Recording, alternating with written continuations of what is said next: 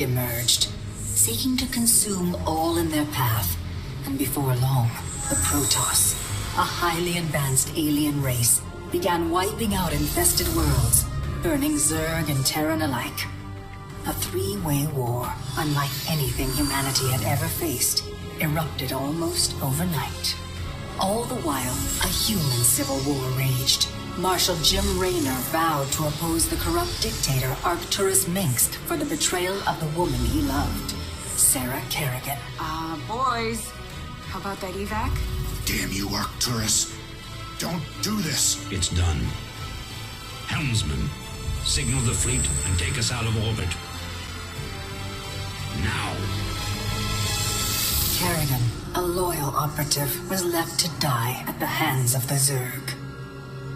But the Zerg had other plans. They transformed her and unleashed her psionic power upon the Koprulu sector, searching for their real objective, the Protoss homeworld of Ire. The Protoss were unaware of this danger and slow to respond.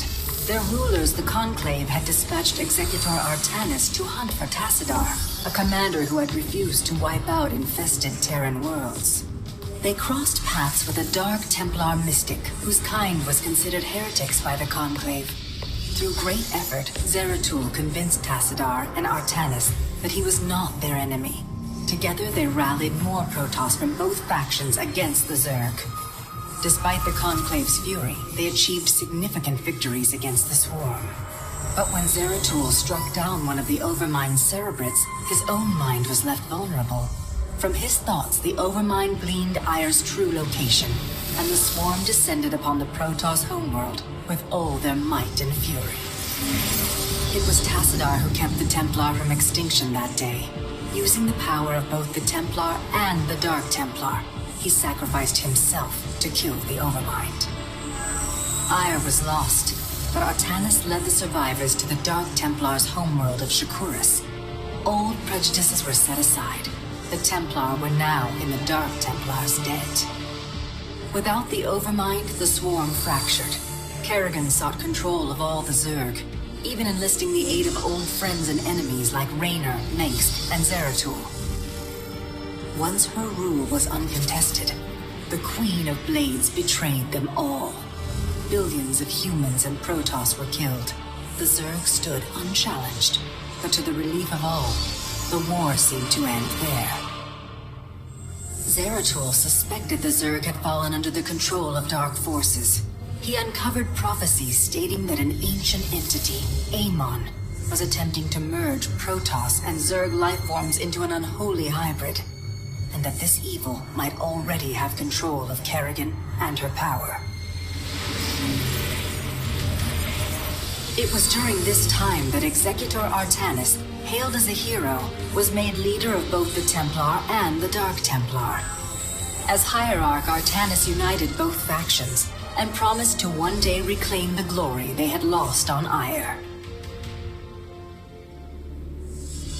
Raynor had vowed to see Kerrigan dead, but his retaliatory strike failed. Even his rebellion against Mengsk's tyranny proved ineffective against the Dominion's propaganda machine.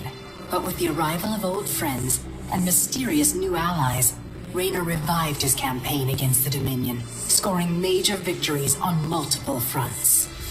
But Zeratul warned him about the encroaching darkness, and said the key to stopping Amon was the Queen of Blades. She was needed alive.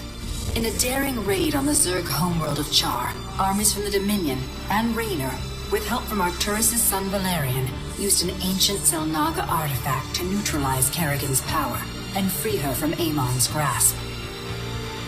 The Queen of Blades was helpless. The Dominion wanted her dead. Raynor couldn't allow it.